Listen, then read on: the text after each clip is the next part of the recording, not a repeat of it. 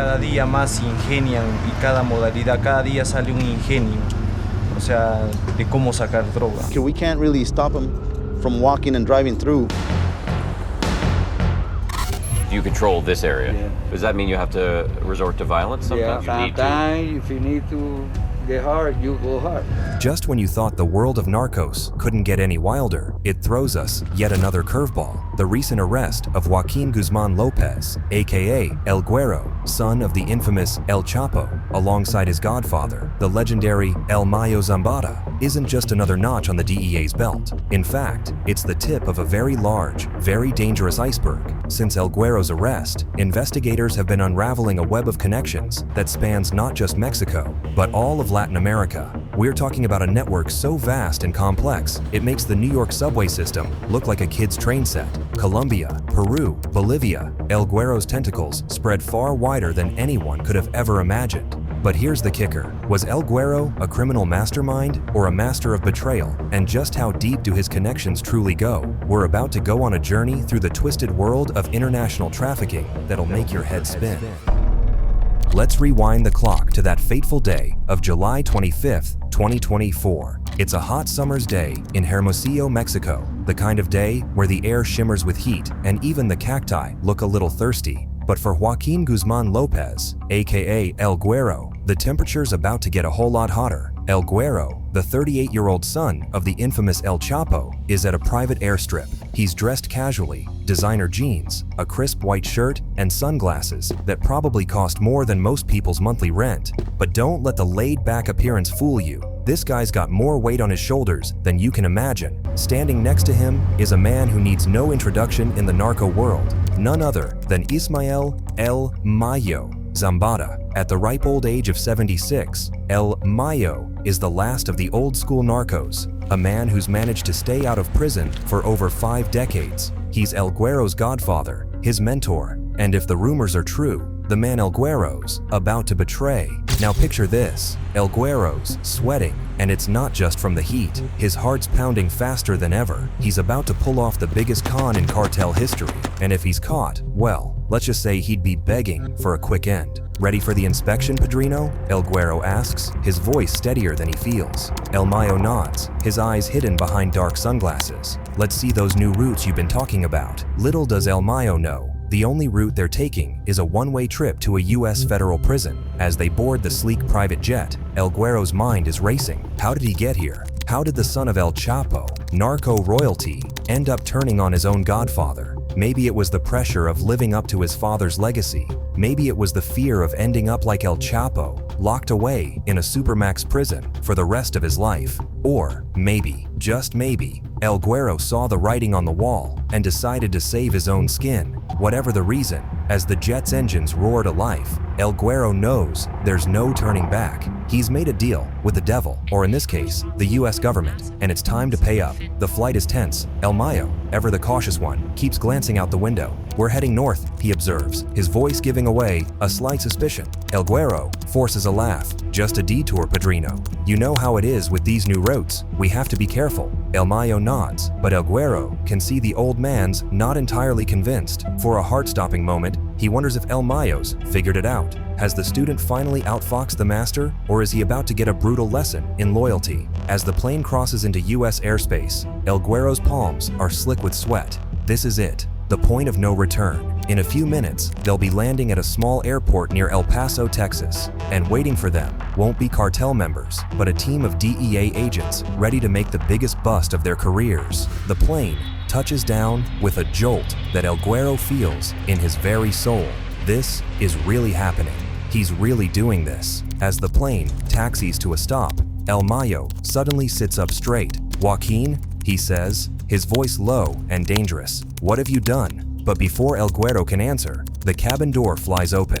DEA, hands where we can see them. In a flurry of movement, the plane is swarmed by agents. El Mayo, the legendary narco who's evaded capture for half a century, is finally in handcuffs. That's one sight many probably didn't think they'd ever live to see. But right next to El Mayo, it's El Güero, the man who made it all possible. But here's where our story takes another twist. As El Güero is being cuffed, he realizes something's not right. This wasn't part of the plan. He was supposed to be treated as an informant. given some level of protection.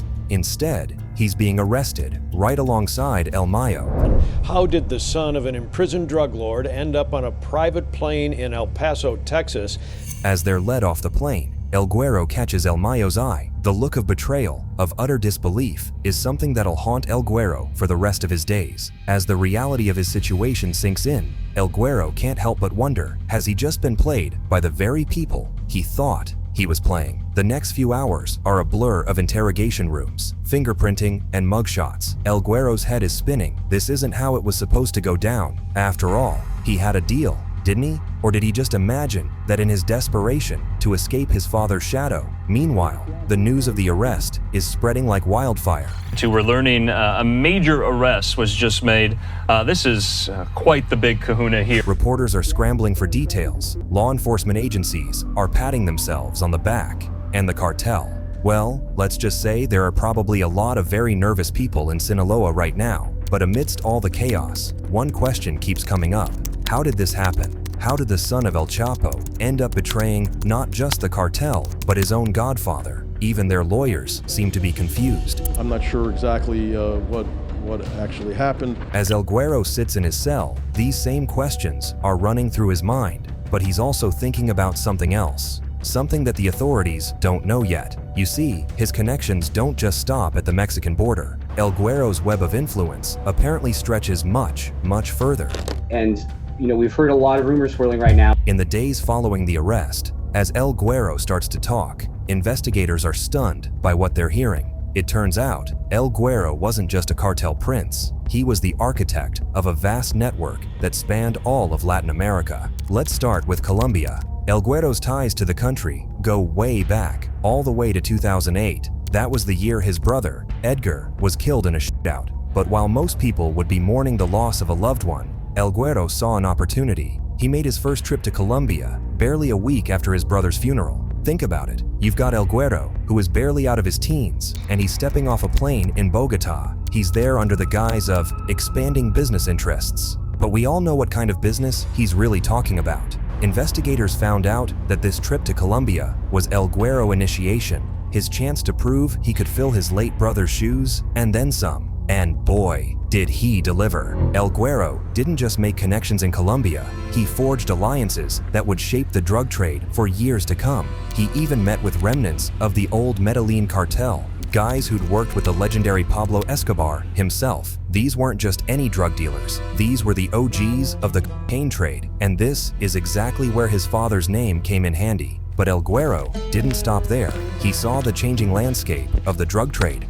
Cocaine was still king, but it was synthetic drugs that were the real future of the Sinaloa operations, and so he wasted no time making moves in the world of and fentanyl production as well. He set up labs in remote areas of Colombia, using the country's lax regulations and corrupt officials to his advantage. And let's not forget about the smuggling routes. El Güero revolutionized how drugs were moved from Colombia to Mexico. We're talking submarines, drones, you name it. If it could carry drugs, El Güero found a way to use it. Lo que se han diversificado han sido las rutas, ¿no? Por ejemplo, ya no solamente es por tierra, sino por mar, por aire, por Venezuela, por Bolivia. But Colombia was just the beginning. El Güero had his sights set on the entire continent. In Peru, he made deals with the farmers, promising them higher prices for their crops in exchange for loyalty to the Sinaloa cartel. El Güero was like a spider spinning a web that covered all of Latin America, and at the center of it all,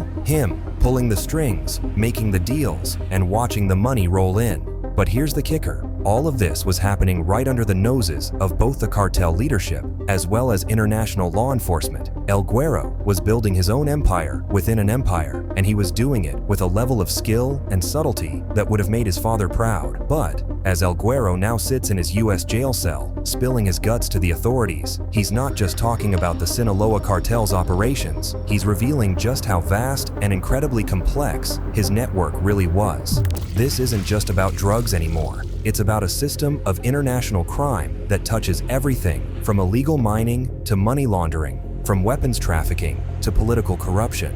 El Güero hasn't just opened a can of worms, he's opened the Pandora's box to the Sinaloa cartel's most well-kept secrets. And as the full scope of El Güero's operations comes to light, one thing becomes crystal clear: the arrest of Joaquin Guzman Lopez isn't just a blow to the Sinaloa cartel. It's a seismic event that's going to reshape the entire landscape of organized crime all throughout Latin America. But here's the million-dollar question: is El Güero telling the whole truth? Or is this just another layer of deception from a man who's proven he's willing to betray even his closest allies? As investigators dig deeper into his claims, they're finding that separating fact from fiction is going to be one hell of a task. And so, as our story unfolds, new questions about the true extent of the Sinaloa operations arise. Just how deep do El Güero's connections really go? What's going to happen to the vast network he's exposed? And perhaps, most importantly, what's going to happen to El Güero himself? As investigators dive deeper into El Güero's revelations, they're uncovering a web of connections that spans far beyond Mexico and Colombia. The story of how Joaquin Guzman Lopez, aka El Güero, built his empire across Latin America is a tale of ambition, innovation, and ruthless expansion. To understand El Güero's motivations, we need to step back and look at the bigger picture. As the son of the infamous El Chapo, El Güero had a legacy to protect and enormous shoes to fill. The cartel has been in existence since 1989 and is currently the most powerful drug cartel in the world. They operate in 6 of the 7 continents in the world. But El Chapo made his bones basically by killing people. He is a sociopath that has no feelings, that can be basically decapitating you with his right arm and eating a sandwich with his left hand. But he wasn't content with simply maintaining his father's legacy. El Güero, along with his brothers, collectively known as Los Chapitos, saw an opportunity to revolutionize the drug trade and expand their influence across the entire continent. Sons of the world's most notorious drug lord, the U.S. Justice Department says the so-called Chapitos took control of the Mexican Sinaloa drug cartel when their father El Chapo landed in prison. Their U.S. officials now say the 4 sons only amplified El Chapo's brutality and used their force to fast-track an international network for a lab-created poison disguised in drugs. Their first target to achieve this expansion was Peru, a country with a long history in the cocaine trade. Peru is one of the largest cocaine exporters in the world, second only to Colombia. But El Güero didn't want to be just another buyer in an established market. He saw an opportunity to change the game from the ground up. Working with local farmers, El Güero introduced new strains of plants that were game changers in the industry. Aquí como agricultores cosechamos la coca y lo hacemos secar y vendemos a otras personas. Los compradores son los encargados de convertir esta coca en la cocaína, en polvo. These weren't ordinary bushes. El Güero's new strains yielded more leaves and were more resistant to eradication efforts. It was a strategic move that ensured a steady supply of leaves, even in the face of intensified law enforcement efforts. After all, there was little that the authorities could do when no one was really willing to cooperate.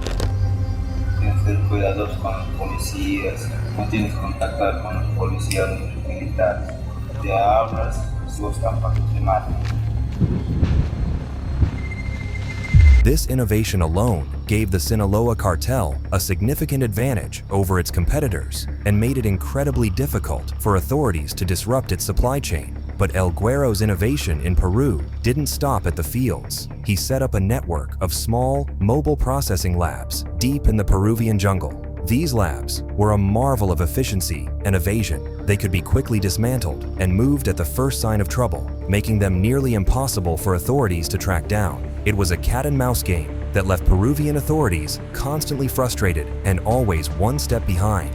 Cada día más se ingenian y cada modalidad, cada día sale un ingenio, o sea, de cómo sacar droga. Now, with Peru firmly under his influence, El Güero set his sights on neighboring Bolivia as well. And here, his operations took on an even more sophisticated nature. El Güero tapped into Bolivia's lithium triangle, one of the world's largest reserves of the metal crucial for electric car batteries. El proceso es natural. It's a natural process. We don't use any artificial chemicals. It's a physical and chemical process. The water evaporates and we're left with the salt.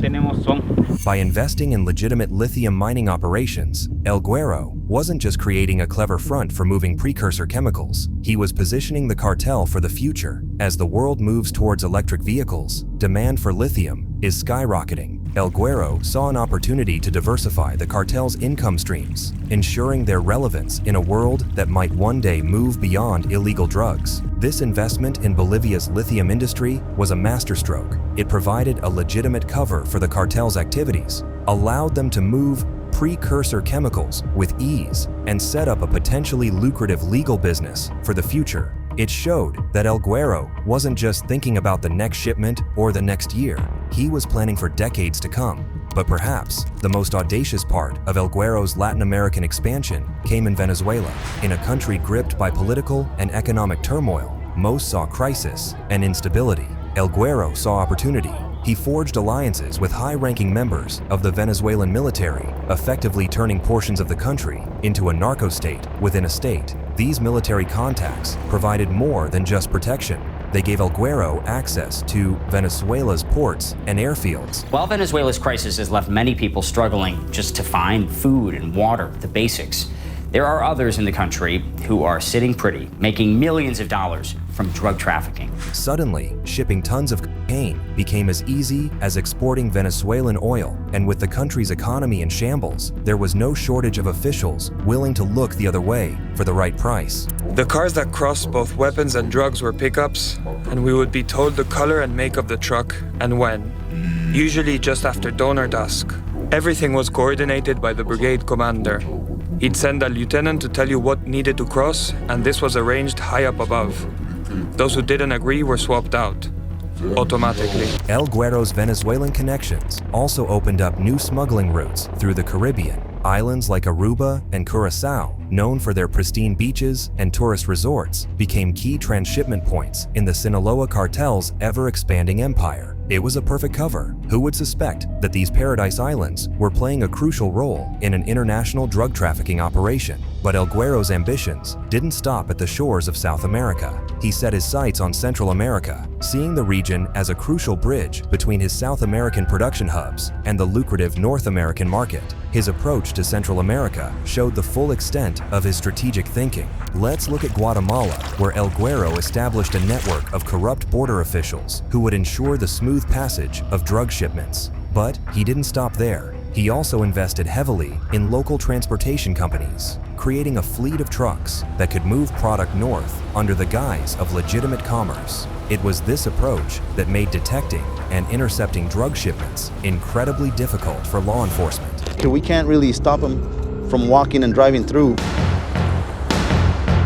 Honduras proved to be another key piece in El Güero's Central American strategy. The country's remote Mosquito Coast became a favorite landing spot for drug-laden planes and boats. El Güero's operatives would quickly offload the shipments and move them inland, often before local authorities even knew a plane had landed. This footage we're looking at right now is just one of many such incidents, and in it, you can really see just how fast these guys can truly move. Even tiny El Salvador didn't escape El Güero's attention. Here, he took a different approach, forming alliances with the country's notorious street gangs.